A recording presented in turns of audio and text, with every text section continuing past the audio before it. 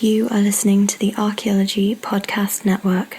This network is supported by our listeners. You can become a supporting member by going to arcpodnet.com/members and signing up. As a supporting member, you have access to high-quality downloads of each show and a discount at our future online store, and access to show hosts on a members-only Slack team. For professional members, we'll have training shows and other special content offered throughout the year. Once again, go to arcpodnet.com/members to support the network and get some great extras and swag in the process. That's arcpodnet.com/members.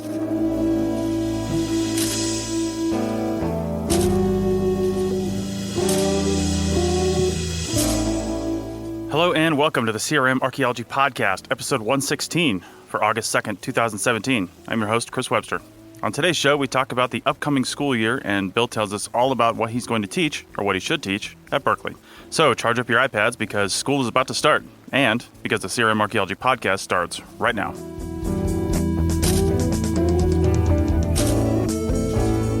All right, welcome to the show, everyone. Joining me today are Sonia in Utah. What up? Stephen in Calgary. Hello. And Bill in California. Bill. Hello. Good morning. Yeah. Hey, there you are. Actually, I was trying to clarify, though. I'm not in California yet. I'm in Idaho. Oh, you're in Idaho. Okay. Well, there you go. That's why I'm asking about the time zone. I can't believe you went up to Idaho and didn't see me. I'm hurt, Bill.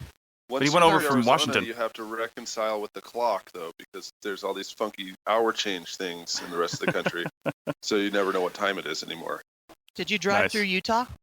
No. I went up through California and then Oregon, then Washington. This is the great Griswold Family Summer Fun Fest. So nice. I've been all over the place. All right. Well, Bill will be in California, and that's what we're gonna talk about today. However, before we get there, I want to say a quick note, and he couldn't be on this recording today, but Chris Sims has backed out of the CRM Archaeology Podcast to focus on his own show and some of the other efforts that he's doing. So he's just getting a little too inundated with things, and he's been on 3 podcasts, and now he's just going to be on his Go Dig a Hole podcast, which actually is relatively similar but slightly different than the CRM Archaeology Podcast. He does branch into some other topics, so you should go check that out if you can. That podcast, I'm not sure what we're going to do with the back catalog, but the next episode of that will be out this week on Thursday. And actually, as you're listening to this, it's August 2nd, and this has all already happened. So the last episode of the Go Dig a Hole podcast on the Archaeology Podcast Network already took place, and it was in the 3rd week of July. So I don't know where it's going to be because we're speaking in the future right now. So he's going to have that hosted somewhere else because he's moving that from the APN because he wants to focus on some other fundraising and public archaeology efforts. So thanks to Chris Sims for several years worth of co-hosting on the podcast, and we wish him luck. On that note, we've been looking because we like to have a rotating pool of hosts for this show. So. And mostly the reason is people have lives and schedules, so I don't task these guys every single week. Every 2 weeks, I come on and say, "Hey, can you make the recording?" I don't say, "Hey, we have a recording." Blah blah blah. Well, sometimes I do that, but I say, "Can you make the recording?" Because I hope that at least 2 people can, so 3 of us can have a decent conversation. Sometimes we've done it with just 2 people, but that's okay. So if I have a pool of people to choose from, then I can do that. So if you want to be in that pool, and I'm hoping more frequently than less frequently, because we like to have a consistent, set of hosts on the show, then send me an email, chris@archaeologypodcastnetwork.com, or find me on Twitter at ArchaeoWebby, or Facebook, or all the other places that I'm at. So let me know, and we'll talk about it, and I'll give you the details, and you've probably heard the show if you're listening to this one, so just let me know. And you guys, you co-hosts, if you know anybody that you think would be a good co-host for this show, turn them onto the show if they don't listen to it already, and let's get some fresh perspective in here to start out the new school year, which we're going to talk about right now. So it's August 2nd as this show is airing, if all goes to plan, and this show is I guess probably airing in the month that a lot of classes start. I know sometimes on the West Coast they don't start until like September. At least high school does. I'm not sure about college because I went to college on the East Coast and in the Midwest. So, but anyway, sometime around August, September-ish time frame, all colleges will start. So for the fall semester, sometime in that time frame. So Bill, Bill, you've announced before that you got a professor and a teaching position at Berkeley. When do classes start there? Yeah, classes start on the 23rd, but the 16th is the beginning of instruction. So I'm frantically trying to build my classes. Okay, and on that vein, you put up a real interesting post on the Archaeo Field Techs group on Facebook. And if you're listening to this show and you're not in that group, you should be, because there's a lot of good stuff that happens in there. And then also the North American Archaeological Tech Forum, which is another good group that you should all belong to if you're listening to this show. And you put up a post, and I'm looking at the one in Archaeo Field Techs, and there are 139 comments right now. And it just basically says that you accepted a teaching position, and you want to know, what do archaeology students need to learn from a bachelor's, master's, PhD levels in order to find and sustain work in CRM? So I know you wrote a blog post as a result of this. I know you probably read most of these, if not responded to a lot of them. Where do you want to start with this? What's your big takeaway? Yeah, no joke. After spending years and years telling people who teach and students what they need to learn in school, now I'm actually tasked with doing it. So it's almost like, I was putting my foot very close to my mouth, and now it's actually in my mouth, and now I have to figure out what to do, right? So, over the years, there's several things that I've taught time and time again for cultural resources people, because they're the kind of things that I was taught time and time again. And they're really kind of the things that if you don't learn them, you're not going to survive in CRM. So some of that, like a lot of the field method stuff, I'm not sure if I'm really going to be able to teach that stuff in class. I don't really see a way that I can teach someone how to use a pencil and a ruler and a protractor to draw a map in class. I mean, that's going to be kind of difficult. That's something I can do in a field school, but of course that's, one summer, that's just a few months of the summer with only some of the students, and that's not all the students.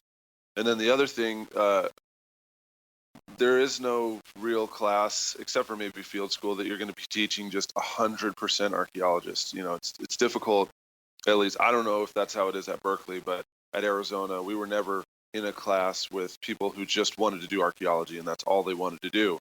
Almost every other time, there was other people who had, amazing projects going on in bioanthropology or sociocultural anthropology.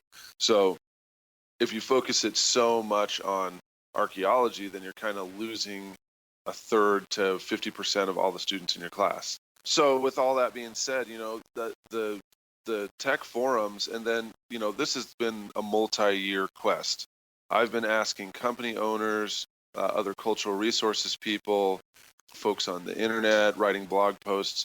I mean, this is not something that happened overnight. I've been asking them what students need to know when they graduate from college for them to even get jobs. Mm-hmm. And I started tailoring my blog towards that kind of stuff. And there's a couple of key things that keep coming up. Writing is one of the key things they keep saying, that it takes years sometimes to teach a good archaeologist how to actually write, because they never actually learned how to write something in the boring technical jargon of cultural resources management. So the law came up. It continues to come up, that people need to know the laws of where they're going to work, or just the fact that there are laws behind cultural resources. And those two things are really easy, because they're things that are written down, and there's things that actually can be evaluated through papers or tests, and there's case studies. And, the whole process of learning about the laws, you have to write in order to convey your information. So, those two things dovetail together. But I guess maybe I'll open it up to you guys, because, of course, there's a lot more than just learning the laws and learning how to write that you need to learn. So what are some of the things that, maybe you guys think could be taught in a college classroom? Well, Bill, I've got a question that maybe frames that a little differently, because I'm looking at these comments and I see everything from, like, some of the things you mentioned. I see some like networking, how to write a resume, CV, regulations, how to write, photography, artifact identification, how to use a compass.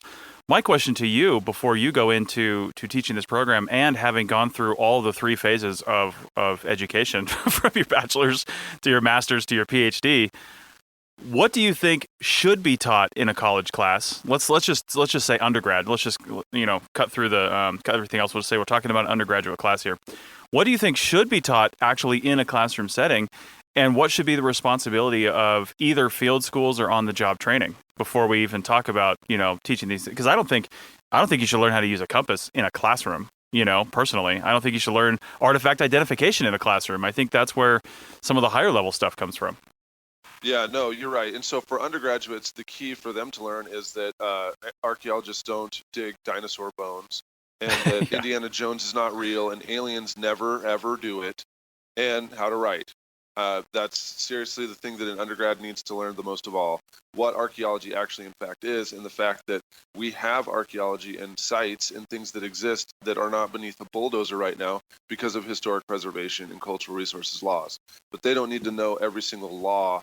They do need to know how we figure this stuff out. And it's not, when you watch Ancient Aliens and they cut the guy's soundbite so that he finishes and says, well, I don't really know what that village was about. And then the voiceover comes in and says, could that be aliens? No, it's never, ever aliens. It never is aliens.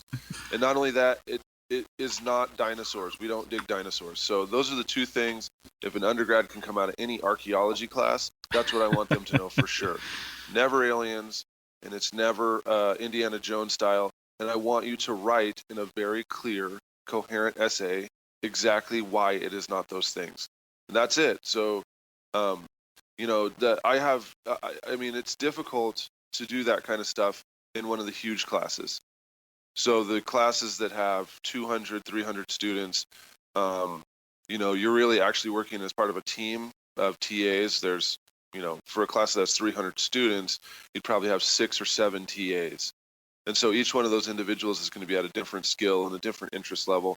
Going back to the idea about anthropology and other people, sometimes, sociology folks or history folks are your TAs. So they're not even actually up on archaeology. The writing assessment thing sometimes can be difficult too, because even at the PhD level, it's been, I don't know how many decades since you had 8th grade grammar. And those fundamental writing skills, it's long since gone in your brain and kind of gotten watered down, and you've forgotten about it. So you can't really rely that every single TA is going to be like a grammarian that knows every single rule, because they haven't been hammered on report after report for the same grammatical errors like, someone like us has. So, for an undergrad, I kind of just want them to learn how to write in a series of small small essays where they have to, do the research, clearly state what they're saying, all grammatical errors, being costly, so that they actually look at a grammar book, and then have a logical, well-structured paragraph style. That's the kind of thing that someone, if they're 18, they learn that and they get ripped on grammar real hard in their first semester, could actually help them graduate from college. Because if that doesn't happen until you're like a junior or a senior, then you're going to be questioning what you've even done so far, and you'll be feeling really bad about yourself, like you should be better than that. But actually, it's just that you've never encountered that yet.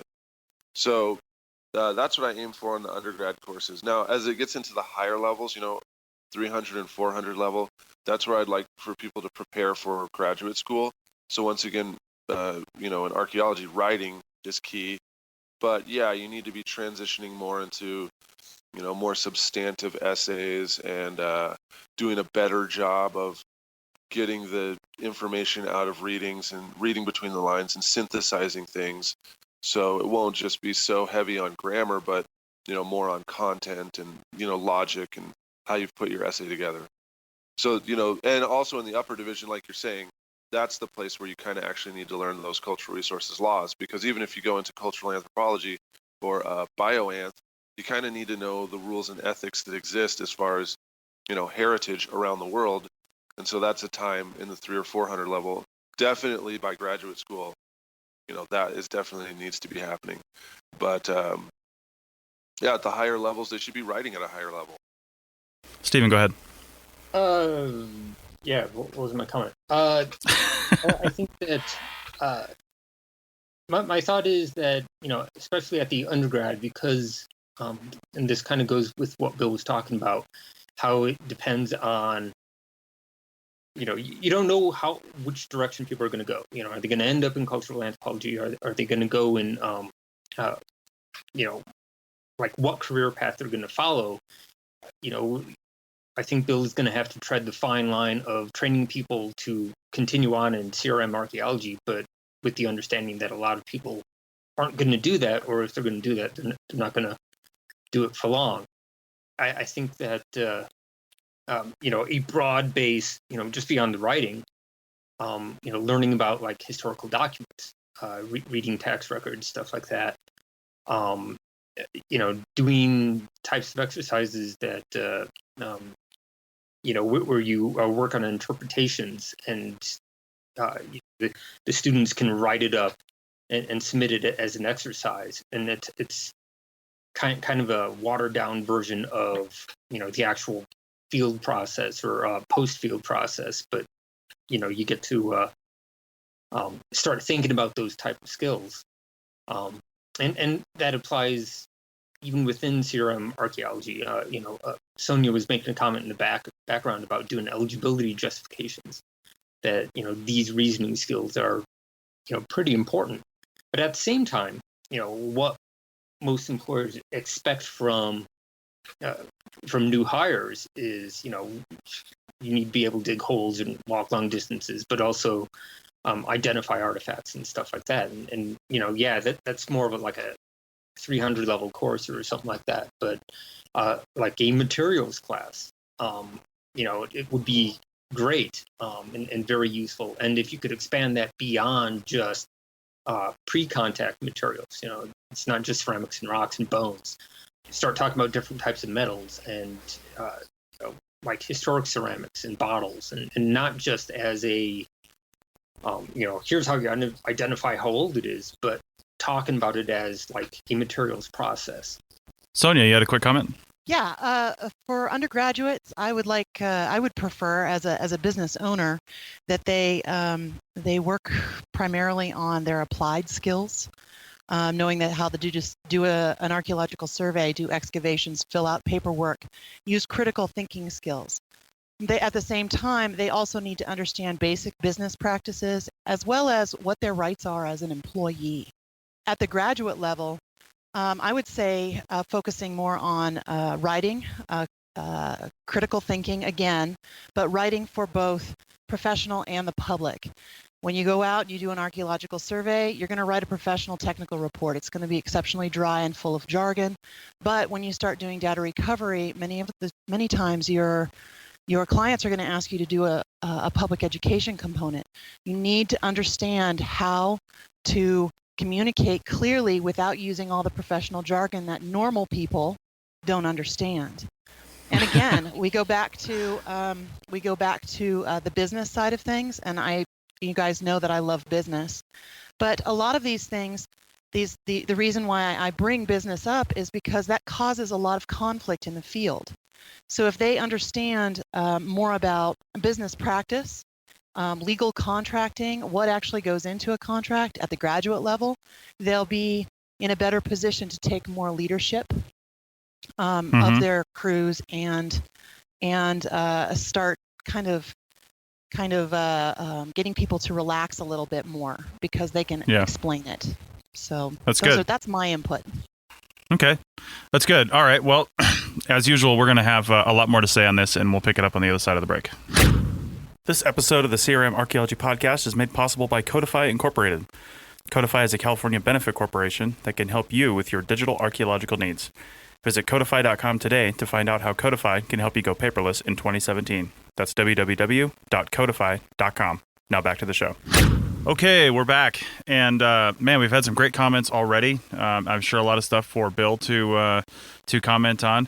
I'm going to bring this in with my follow-up to what you were saying, Bill, because I think while all that stuff that we've said already is incredibly important, I think one of the things that I feel is almost never taught at the undergraduate level, maybe at the master's and maybe at the PhD level, just because it's part of what you're possibly doing for your dissertation or thesis. But I think public archaeology outreach, and working with communicating your data is really important, even at the undergraduate level. Now, these would probably be higher level classes as students realize, they go through all the early stuff and they figure out what they're doing, they figure out what archaeology is. But as they get to go out into the workforce, whether they're going into academics or CRM, they're going to have to tell people about what they do, and they should tell people about what they do, because unlike, say, I don't know, chemistry or, whatever, pick another field, the things that we do belong to everyone. And now, some things belong specifically to a small group of people. However,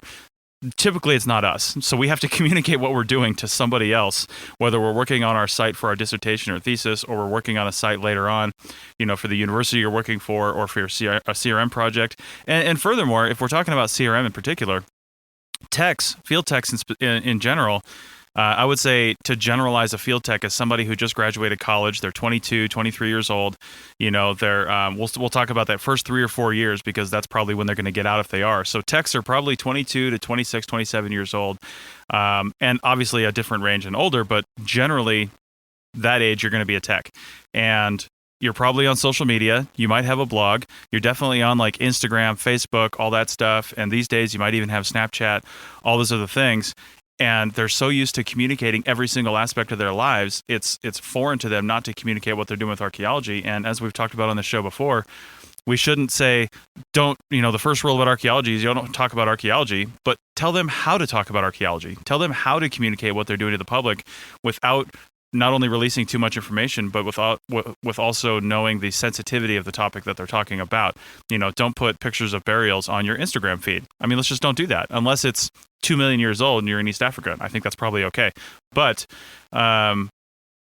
teaching them those sorts of things, you never see that in school. You absolutely never see that in any sort of school program. So building off of that, Bill, in Berkeley, all the school programs we've talked about, I've never really heard of us talk about Berkeley. I never heard anybody talk about Berkeley from a CRM standpoint. So as you come in there as probably their first and only CRM archaeologist coming in to teach at the PhD level, as a PhD to undergrads and probably others, how much are you going to be able to bring CRM into the program? Yeah, I'm glad that you said something about that. Yeah. So, my colleagues there, seriously, it's like a dream job, right? So when I was going for the interview and everything, it's a good idea to look up all the people you're going to meet, right? Well, everyone had, I'm not joking, 40, 50 articles, and not just, the same riff off of their one summer project in 3 different journals. I'm talking they had actually done several amazing books and projects. So for me, I'm kind of like, feeling obviously as the junior faculty and, junior scholar, but also being around so many amazing, talented, influential people that, I'm going to be trying hard just to keep my head afloat anyway, right? Mm-hmm. So, yeah, coming with the CRM aspect, I have a whole different perspective. And I don't know how many people in the department have done CRM. There's all kinds of folks that I actually didn't even meet there. It's a pretty big department, and they do a lot of amazing work. They're amazing scholars. So I don't know how many of them started off in CRM or maybe worked in CRM for a while and then got hired at Berkeley like I did. So yeah, I'm the new guy, right? As far as how much am I going to be able to do, there's a certain number of courses that I have to teach that aren't really related at all to cultural resource management, and it's not really possible for me to get so much CRM in there. Like the course I'm teaching in the fall, I'm preparing right now, is Ancient African Civilizations. It's something I taught online several times for Arizona, and so now I'm translating that class into an in-class or a longer semester-long course. And I don't know how many students I'll have, so a lot of these writing assessments, it's really impossible if you have 187 students for you to do essays every other week. That's just not really possible. There's going to have to be tests and quizzes and more online stuff that's graded automatically, right? So in that realm, a lot of this stuff, it's not really possible for me to teach stuff like public outreach or business practices if the class is that big. Now, if I have a manageable class, then, I will be able to do a lot more of these smaller essays and more assessments. However, once again, we're talking about a subject that is not really related to cultural resource management.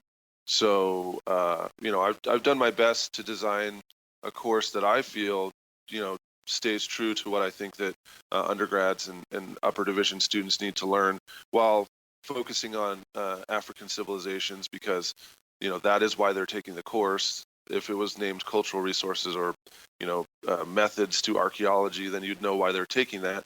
But they want to learn more about African civilizations, and they also need this for their area requirement for their degree.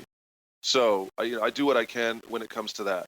Now, when it comes to my own courses, though, that's where these comments are coming in, big time. And I've taught several field schools. So, given the right opportunity and the right funding, I'm definitely down with field school. I've done that several times. The last one that I taught in Boise for my, and this was just my dissertation project, I think one of the guys, as soon as the project was over, he got hired as a field tech. Another lady had to finish her master's, and then she got hired by a company because I invited the CRM companies to come out to the project, and many of them volunteered. And when they did, I tried to match up students who were graduating or looking for a job right then with these other CRMers so that they could talk and get along and stuff. The people who were actually looking for jobs, I had them put together a resume and I edited it and everything so that if they did ask, where's your materials, they could email it to them on their phone like right then. So, I did several things and I got some people hired right out of that. And I definitely plan on doing the same thing at Berkeley. There's nothing that prevents me from doing something very similar at that university. So the networking aspect, that's definitely going to be part of it. Involving the community and involving CRM, that's definitely going to be a part of, any field archaeology I do with students. And then doing my best to try and get students to have their stuff ready and be in a position where they can do work, that's definitely going to be part of it as well. So then going back to these field skills, a lot of the things that you guys talked about, I did because I asked people 2 years ago what they thought I should teach in a field school, and everybody told me. So I just built a field school like that, and I did teach a lot of those things to folks. So they learned a lot of things that you guys recommended. That kind of stuff I do have a lot of control over.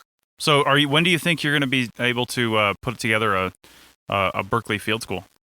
Oh, man, there's a lot of stuff that comes together for that. I'm sure there is. So it took like 2 years or maybe 3 years to get the River Street Public Archaeology Project going. And it would be best now that I'm actually, and there's other projects in Boise since then that I had to pass on because the guy who is one of my old advisors from the University of Idaho, he's spent years cultivating opportunities here in Boise for students.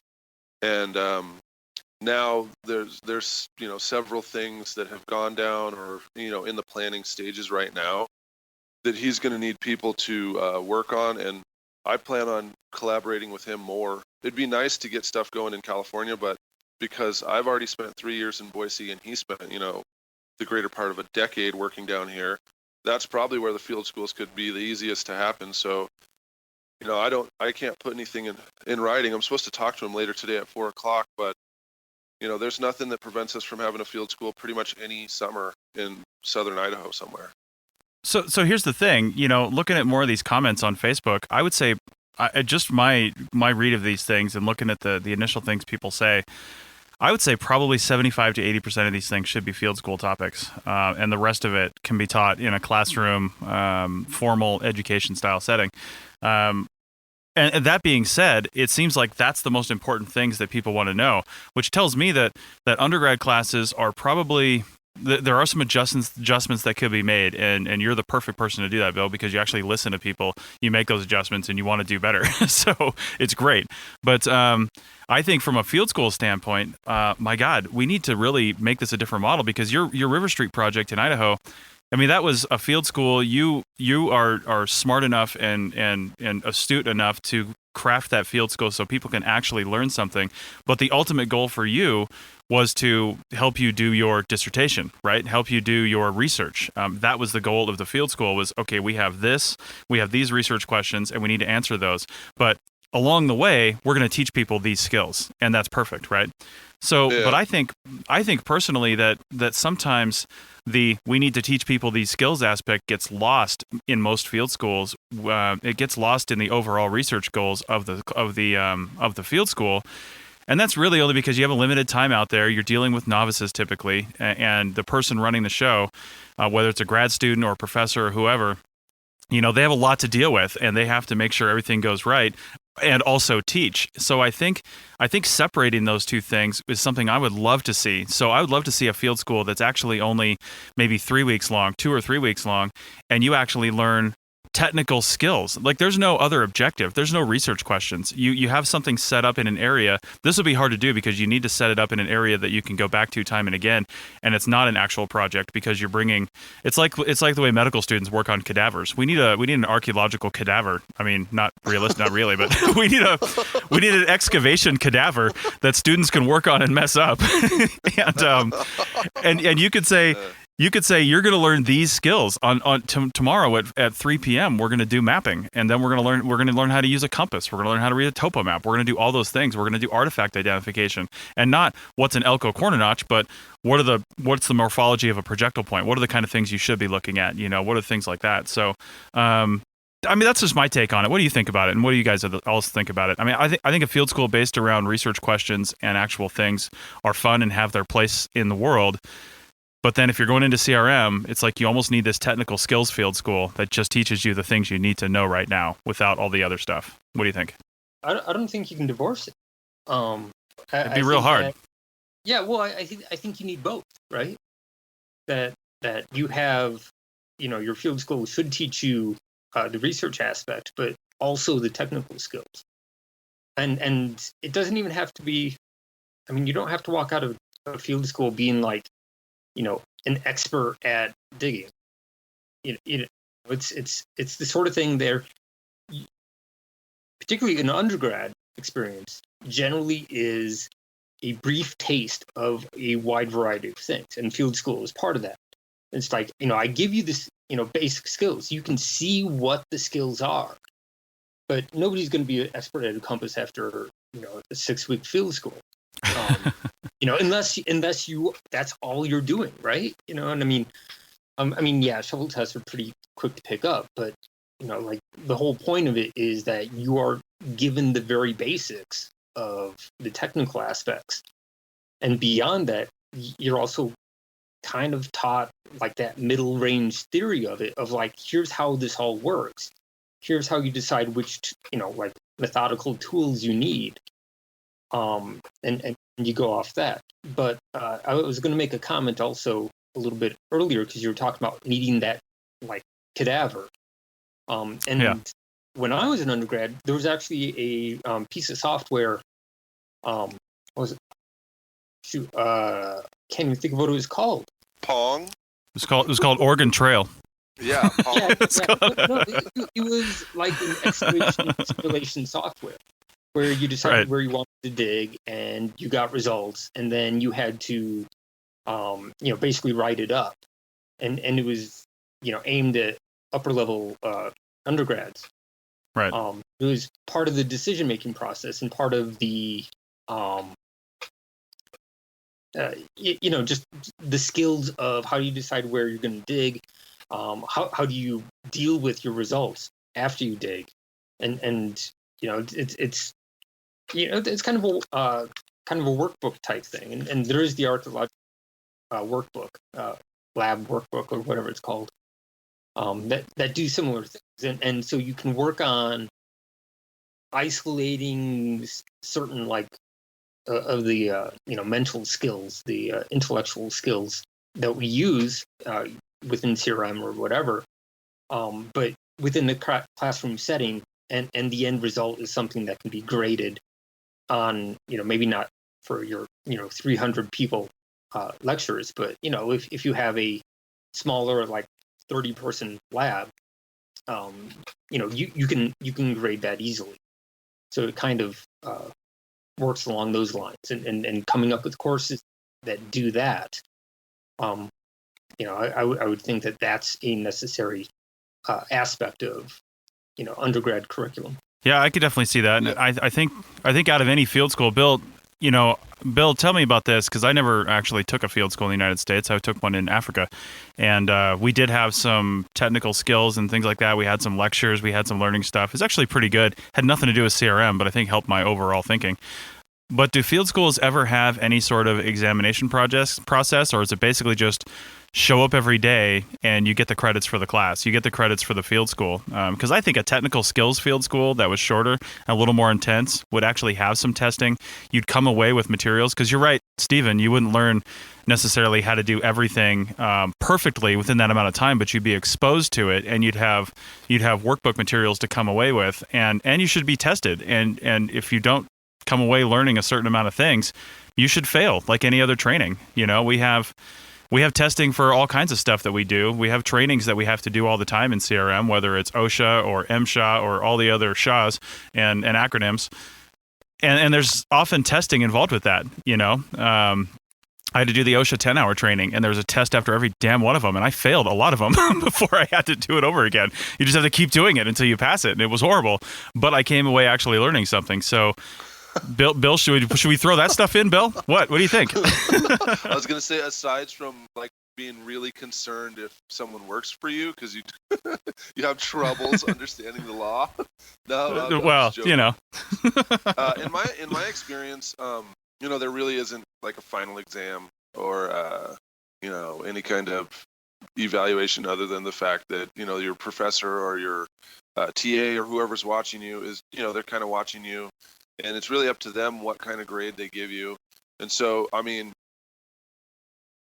in the past, I've seen people straight up fail because they just cannot handle it. They just can't handle the sun. They don't like the dirt. They basically hate every single thing about it, and they have to withdraw from the class and go home, which means they're getting a W. You know, they're not really getting an F. They have to withdraw from the class. Some people actually get sick, and then they have to leave. Some people do stupid stuff and get hurt, and they miss so many days because they, you know, did something. I'm not talking about on the workplace injuries. I'm talking like got in a car accident because they were, you know, driving to go see someone else way far off or whatever. So, yeah, you know, that those aspects of the field school, there's no way to predict. But I'm totally with Stephen here on the not separating skills from the rules, from the, you know, philosophy and the theory, because first of all, you guys are all right. Each student, there's no way to predict who's going to like digging, who's going to like artifacts, and who's going to like, you know, whatever. And it changes based on what day of the week it is, right?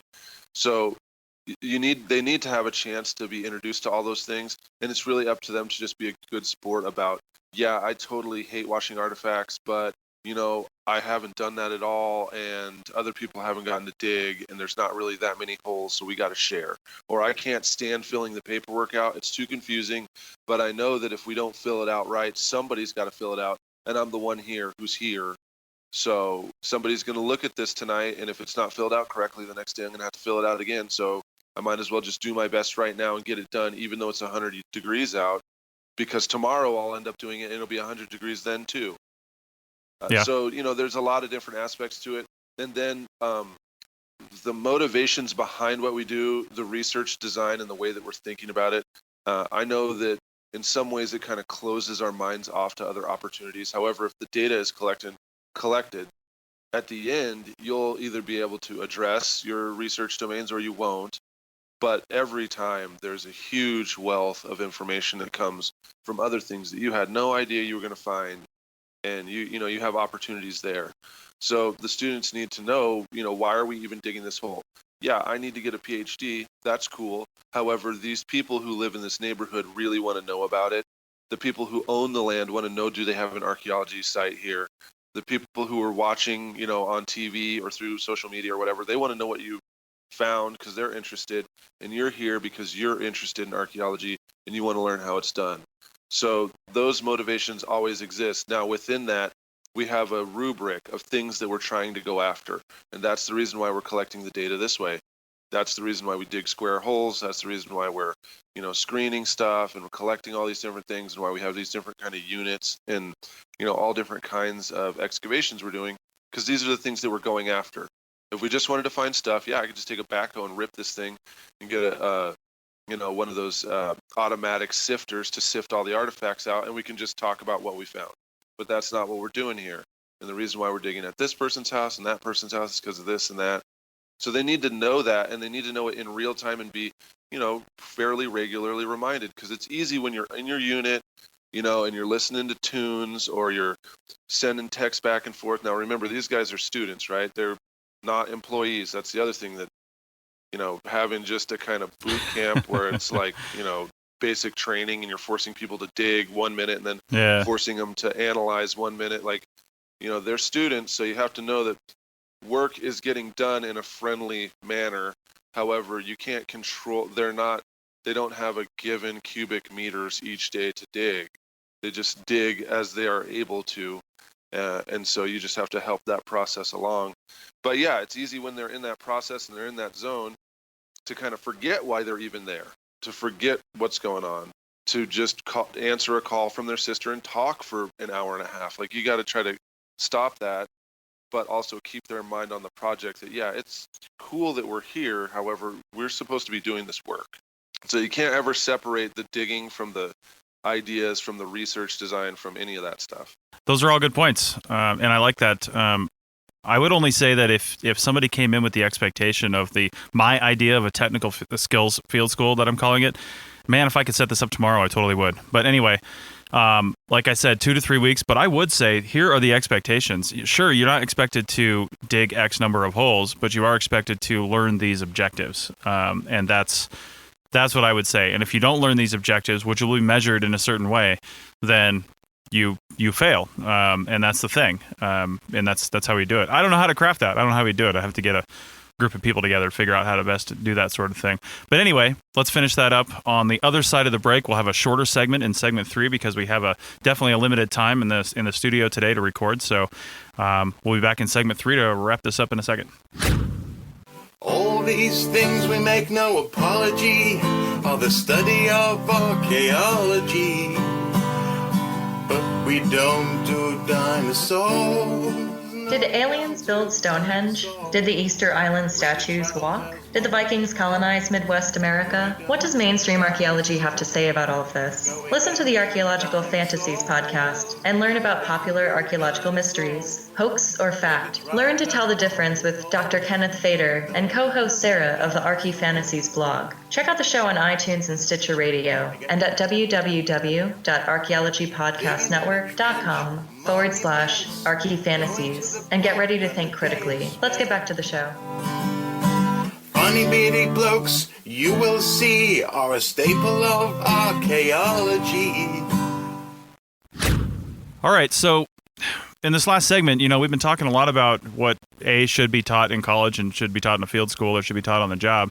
And Bill, you've got a lot of really good ideas and a lot of stuff to pull from on what you can do. So with with less than, we're recording this in mid-July, so you've got about a month before you're in the program there, and you've got a class. What do they have teaching you this fall? And are you able to craft any classes on your own this fall, or do they have you just teaching some stuff that you may have a little flexibility? Yeah, they want me to get tenure, so they want me to choose classes I've already taught and just change them based on the previous evaluation. So nice. Yeah, I got a deal where I only have to teach one class my first semester coming in, and in the spring I'll teach more. I'd like to teach an intro to heritage conservation in the spring, which will be focused on the laws and, kind of the ethics behind heritage conservation. And I don't know what other course, because I'm trying to figure out how their course handbook works. So I would like to teach the kind of things that help students graduate. Going back to this whole thing, the only reason I'm even having this conversation is because when I finished my undergrad, I didn't have any idea what I was going to do or any direction. And there was only a couple of key people who really helped me out and helped me figure out, what direction I should go and introduce me to CRM. And I don't know if that's the case at Berkeley. I have a feeling, the place is awesome. So I have a feeling that they're, introducing people to CRM companies, and they're, teaching them that there is a wider world to archaeology and anthropology than just, teaching. But, I didn't get any of that. So I want to be the kind of professor that helps students transition from their degree into an actual job, whether that's managing a McDonald's or running an archaeology project. I just want to help people get jobs, because so many people finish school with an anthro degree and they're disheartened and they just don't get what they need. So as far as teaching, I just teach what the university needs until it's time for me to teach my courses. And I will be building the courses based on, recommendations that other people have. And, the other reason why we're having this conversation is because university is not the same way it was even, 10 or 15 years ago when we were undergrads, or maybe, 20, 30 years ago. I don't know how long ago you guys finished. At any rate, it's no longer sit in class and listen to big head talk and then write 3 or 4 essays. I mean, that is a strategy that didn't help me in the 90s. It hasn't helped anyone. So if students don't have a chance to ask their professors or suggest what they need to learn, and if companies are continually getting people they can't use, that's a problem, because we're literally running out of humans that can pay American university tuitions, and fewer of them are going to choose anthropology if they can't get a job. So this is the time when students need to be asking these questions or making recommendations, and I need to be asking companies and other, what do they need? What does it take to become an archaeologist? I mean, now's the time, because gone are the days of just sit and lecture. That stuff's not working. Millennials aren't buying that. They don't care about that. Stephen, go ahead. So along those lines, something that, we haven't really talked about, and it's probably a topic for the future, but given the ideas that CRM is going to change, heritage is going to change, that, we're not going to be doing archaeology in the private sector the way that we're doing it now. That, as things continue to change, how do you structure your coursework to, prepare students for that? So for me, it's to keep asking you guys. You're working in the field, you guys own companies, you guys are hiring these students. I mean, I need to be in contact with you to make sure that I know what's going on the other side of the fence, so that I can even try in any way to address your needs and concerns. Because you're right, it is changing.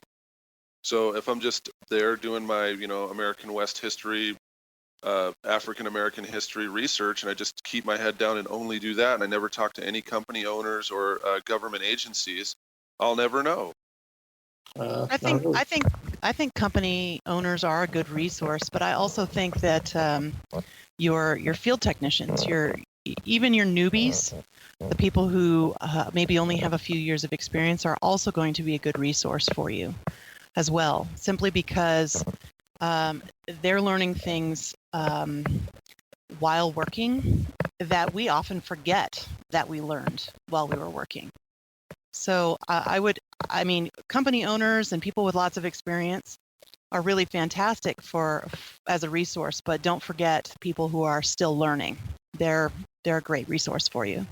So, Bill, what kind of classes? I mean, you mentioned a couple. You mentioned one you want to teach next spring, but let's say, blank check, Berkeley said, Bill, we want you to create a whole new program for us. What kind of curriculum would you teach? What kind of classes would you teach? And then we'll maybe get into a little bit of what would be in there in an ideal situation. I know. Well, you got to think big. Right, you got to think big, man. Think big. It's kind of crazy, but if I was given blank slate and I actually had the ability, I would try to create something like the Bureau of Applied Research in Anthropology that they have at Arizona. Arizona, if you don't know about BARA, I worked there the whole time I was at Arizona, and I did archaeology, but there was bioanthropologists, cultural anthropologists, all kinds of scholars that work for BARA. Part of so the way that the thing is structured, you're either a teaching professor or you're a research professor.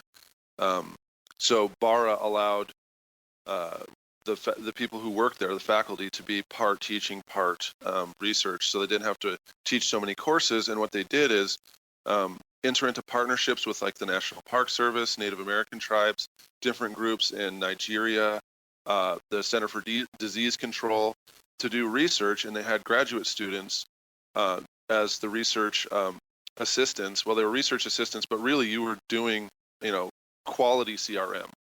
So it was CRM that was within the same rubric of the law for whatever place you were working. However, you also helped train people from that community in cultural resources. And, those archaeologists got paid, you got paid to do summer work, and then afterwards you did the analysis, or a lot of times it would be a tribal CRM company did the work, and then you just added this extra special zoo archaeology analysis that helps their report be that much better. So I worked at Barra, and they've been around for a long time, and the scholars there are excellent.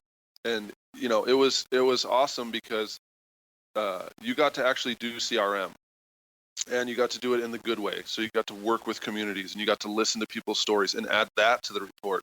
And the reports that were cranked out, I would say, were the ones that I participated in were as good, if not better, than most CRM reports. And it was stuff that was done by graduate students. So there's not really courses associated with that. There's just your advisor coming up with awesome projects and research designs and community needs, and then you just go out and use your skills as who you are to help accomplish those projects. So I got paid for that. I didn't get any class credit, but what I learned from that was that there is good CRM that exists, and I was actually part of it for once. Do you think, in that same vein, do you think you'll be able to partner with any other institutions? Because, you're not going to be too far away from Sonoma State, which has, from what we've heard on this podcast since we interviewed, it's one of the better. Yes, Adrian Pritzelis. God, I can't believe I forgot his name. That seems like one of the better CRM programs we've heard about as far as real traditional college programs, aside from the 1 year kind of intensive ones. So do you know if you'll have that kind of flexibility to maybe partner with those kind of institutions? Those guys are only about an hour drive north of you. Yeah, I would think so. It'd be a good idea to start there, continue what I'm doing here in Idaho, because I've already been building it, and I can keep going now that I'm, faculty. But yeah, that's a great option. And then also, because it's the Bay Area, there's just tons of change happening all the time. And because it's California, they have pretty good environmental laws that include cultural resources. So there's a lot of opportunity for students to get work with either, be the subcontractor to another company or just help with research design or something like that. There's a lot of opportunities for students, and there's a lot of opportunities for me. So, I definitely would like to build community partnerships and work in that area because I live there, but also because there's opportunities. And I do feel like getting students experience however I can in cultural resources or consulting or helping with community-based research, that's important to not only keeping them alive in the field, but helping them get a job when they finish. So I will be looking out for all those opportunities. I don't know if Adrian listens to the podcast unless he's on it, but if he is, I'm coming, and I'll send you a phone call, right? Nice. Yeah, no, I have to build it all. I have to use what's already there because, there's amazing people doing awesome work in California. So just talk to what they're doing if they have room or are interested in partnering, and then build my own stuff and make sure that my arms are open to partner with other people too. Yeah, and you're in a great place for it because California, in particular, because of the California Environmental Quality Act, CEQA, has spawned hundreds and hundreds and hundreds of CRM firms, not just the big ones, but also really small mom and pop ones that, I know people that run CRM firms that just work in a 50-mile radius because people on private land have to do compliance work. Whereas in other states, private land is somewhat exempt from that in some cases. And because of the California laws, there's just tons and tons of opportunities for people to do work and to participate or to intern with companies, maybe to say, hey, show me what you're doing from a small company standpoint versus a massive firm standpoint, which is going to be a completely different thing. So yeah, there's definitely tons of opportunities, and right there in the Bay Area, it doesn't really get any better than that if you just start reaching out. So anyway, I think we can definitely talk about this again. Bill, I'd like to bring this up maybe a couple months into your first semester there and figure out and talk to you and see how it's going, see what kind of students you have there, because the Berkeley style archaeology student is probably different than some other people we've talked to. I'm just going to leave it like that. I went to my job interview, and I got there on a Sunday afternoon, and it was nice outside. and I like saw students actually reading books on the grass, and like Whoa. they were studying, and I was just shaking my head like, oh, there must be a major exam tomorrow for all these students to be studying, because I know, if it was nice and sunny when I was an undergrad, I was out in the hills, I was all over the place, and I was like studying on the ride back from camping, 20 minutes before I actually have to take the test. So yeah, you're right. The students that go there, they're amazing, and so I'll have to adjust to that too. All right. Well, we're going to end this show right here, so hopefully we can bring you back on, Bill, and talk about how it's been going. And we'll see you guys all in 2 weeks. Thanks a lot.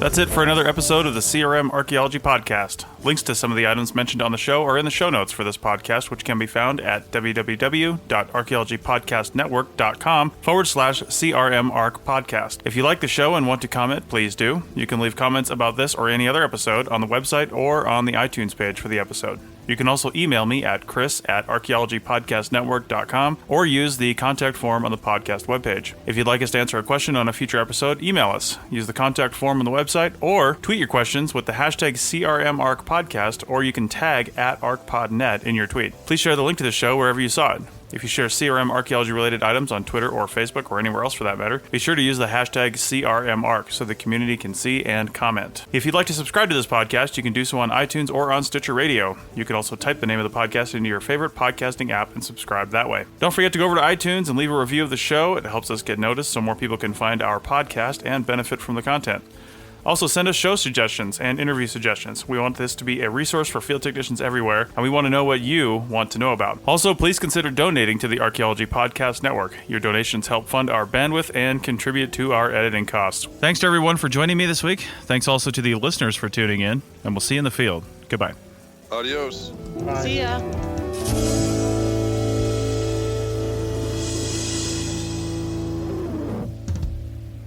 This show is produced by Chris Webster and Tristan Boyle, and edited by Richie Cruz. This has been a presentation of the Archaeology Podcast Network. Visit us on the web for show notes and other podcasts at www.archaeologypodcastnetwork.com. Contact us at chris@archaeologypodcastnetwork.com. Thanks again for listening to this episode and for supporting the Archaeology Podcast Network. If you want these shows to keep going, consider becoming a member for just $7.99 US a month. That's cheaper than a venti quad eggnog latte. Go to arcpodnet.com/members for more info.